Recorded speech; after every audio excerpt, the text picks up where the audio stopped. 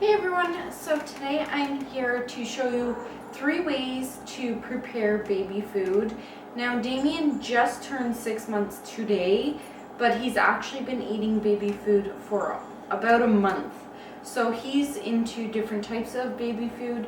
So I'll show you the 3 ways how I do that, and I have everything set up here, and I'll go through what you need and how to prepare it. So let's get started. So the first thing you want to do is make sure you wash your hands really good. You don't want any bad bacteria in the foods that you're preparing. Then I like to dry my hands with a paper towel because dish towels also hold a lot of bad bacteria. So you will need fresh fruits and vegetables. I have kiwi, pears, carrots. Then I have a pot steamer with a lid, a cutting board, knife, peeler, spoon, fork, and a ladle. Then I have ice cube trays, freezer bags, a permanent marker, and a mixer. I have the magic bullet. You can use whatever you'd like. So we're going to start off with how to boil your baby food. First, you want to wash whatever food you're preparing really well.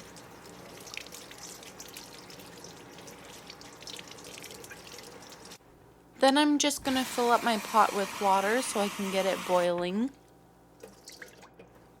Then I'm going to peel my carrots with a peeler. And then I'll move on to cutting the carrots up into bite-sized pieces.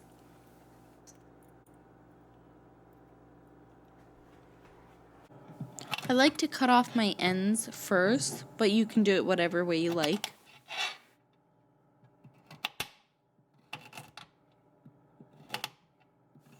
Once you have your vegetables or fruit cut up, then you can put it in the water and let it boil until it is soft when you put a fork in it.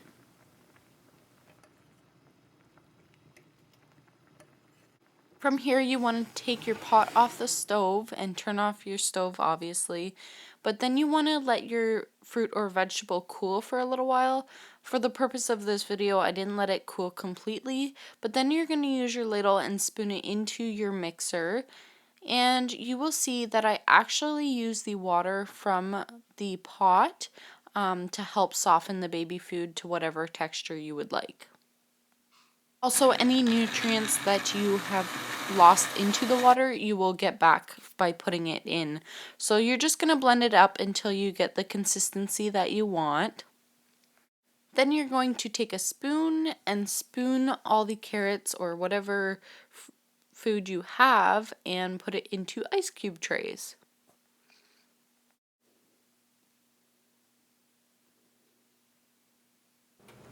Next, I'm going to show you how to steam your baby food. So again, you want to wash your fruit or vegetable really well. Then you want to peel whatever you're making.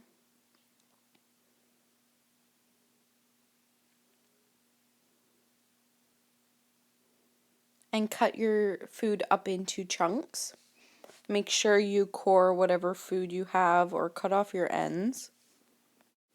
Again, while you're doing these steps, you can have your water starting to boil or heat up, and then after you cut it up into chunks, you can just throw it into your steamer.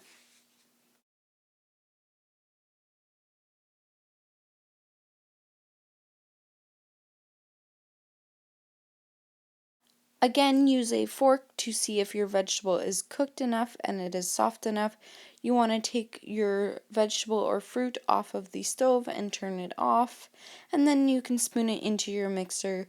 Make sure you're cleaning your mixer in between using different foods so you're not creating bad bacteria or cross-contaminating. So then you want to mix up your fruit or vegetable, in my case pears, until it is the right consistency. As you can see, mine was way too hot, and then you just want to spoon it into your ice cube tray. The third way to prepare it is fresh, so wash your foods really well.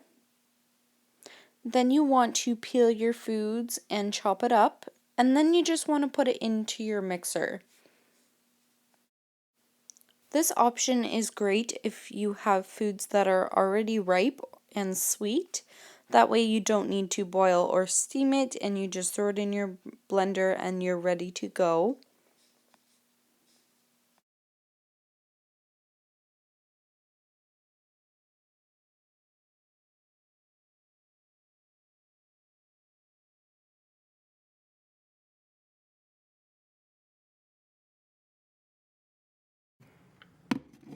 Again, just blend until you have the consistency you want and throw the mixed vegetables or fruit into your ice cube trays.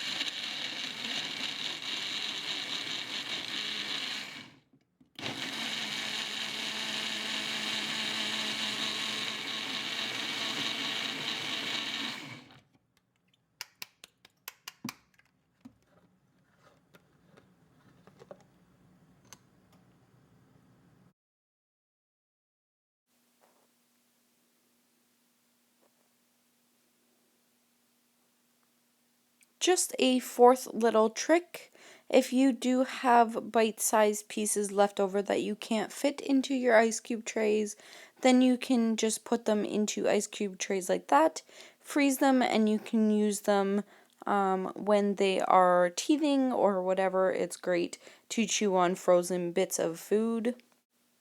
So I put my baby food in the freezer overnight, and then the next morning you have perfectly prepared baby food in cubes, already portioned, which is awesome.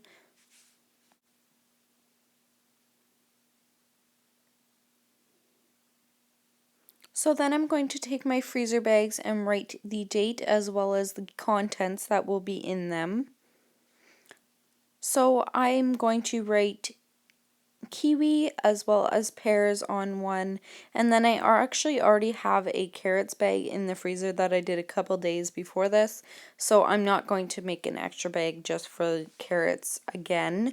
But make sure if you are doing baby food, say a couple months in between, that you do use new bags. That way there is no bacteria growing in the old bags. So after I label my bags, I actually take a knife and pop the cubes out of the ice cube trays, because you can't really get them out usually because they are a little bit more sticky than regular water ice cubes.